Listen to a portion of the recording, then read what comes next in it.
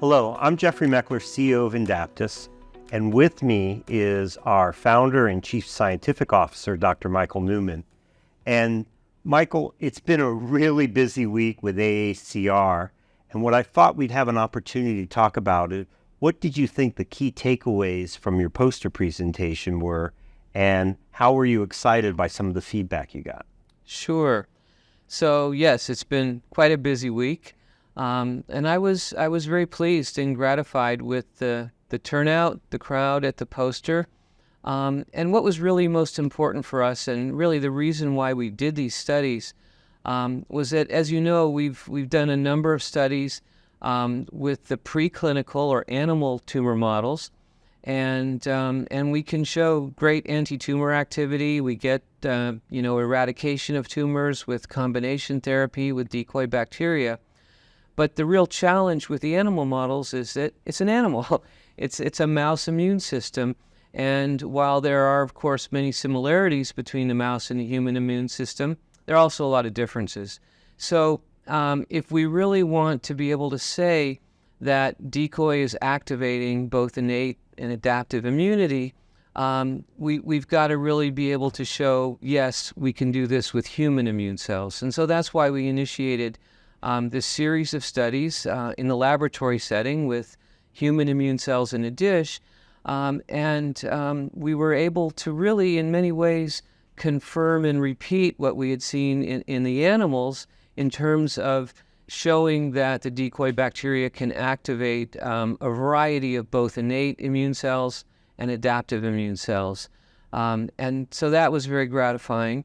And I think we had a lot of good questions at the poster. The other thing that we found that we weren't necessarily expecting was that in many settings we saw either an additive or maybe even a synergistic effect with a very important cancer drug, Interleukin 2. And this is a drug that's approved for a couple of indications, but doesn't cure very many people, just a very, very tiny percentage, and it tends to be very toxic. And what we saw is that decoy bacteria may work together with this important drug, and suggests that we now have a new potential opportunity in the clinic to combine decoy bacteria with this cancer drug. One of the things that I heard as a question from one of the people, looking at your poster, was they were kind of surprised, actually, on how, large the effect was in the adaptive immune system for humans. Did you get some of that feedback? I did get, and in fact, one person was completely shocked. I've always heard that that bacteria mostly contain molecules that activate the innate immune system. And in fact, this is a very long-standing misunderstanding, if you will. It just comes from the origin of the field. It was first discovered.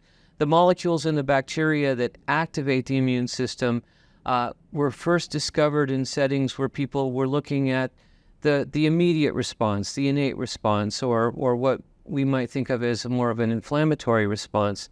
We now know that early innate response is essential to work and bridge to the adaptive response to get a good effective treatment of any disease.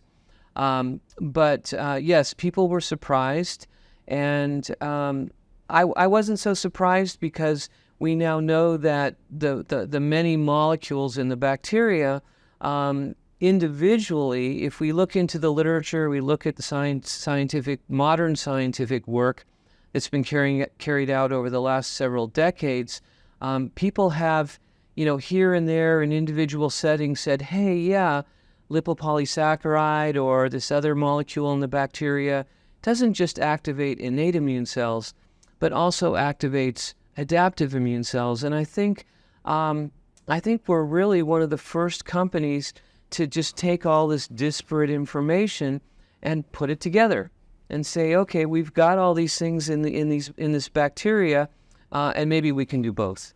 Well, one of the things I thought that was coming out of the conversations I was hearing at the poster was the fact that you're kind of connecting these dots, and that now that you've shown in human cells this adaptive immune response that's meaningful, that gives kind of a, maybe the wrong word to say, broader confidence in seeing activity when you're giving this to humans. Do you kind of agree with that assumption, or? No, I do agree with it, and I think it, as you mentioned before, there's been an assumption that bacteria can only activate the innate immune system, and this is kind of a long-standing misconception in the field. And I think now that we can go beyond the mice and actually show that we're getting activation of both innate and adaptive immune cells, that certainly gives me more confidence and that we're on the right track, if you will. But I think the other thing that we showed at the conference in our poster that I think is really important is that there is what's considered a bridge between the innate and the adaptive immune system. And that bridge is the dendritic cells. The dendritic cells are the cells that are responsible for identifying that there's something bad present, that there's something there that's not right. It's either foreign, like a bacterial infection or a viral infection, or that is not normal self, not a normal self cell, so a tumor cell. And dendritic cells are actually considered part of the innate immune system, but in terms of what they ultimately do, they're the key things that allow our adaptive immune cells to identify and then eliminate a tumor. And so by showing that we can induce maturation of these dendritic cells, even though there's nothing in the bacteria that's related to a tumor, just because we can induce the maturation of those cells, that means that what we can potentially do is enhance the ability of our immune system to see that there's a tumor present. And that's what's always considered the important bridging between the innate and the adaptive immune system. Well, thank you very much, Michael. I know it's a busy week, but congratulations. This is great work. Thank you very much.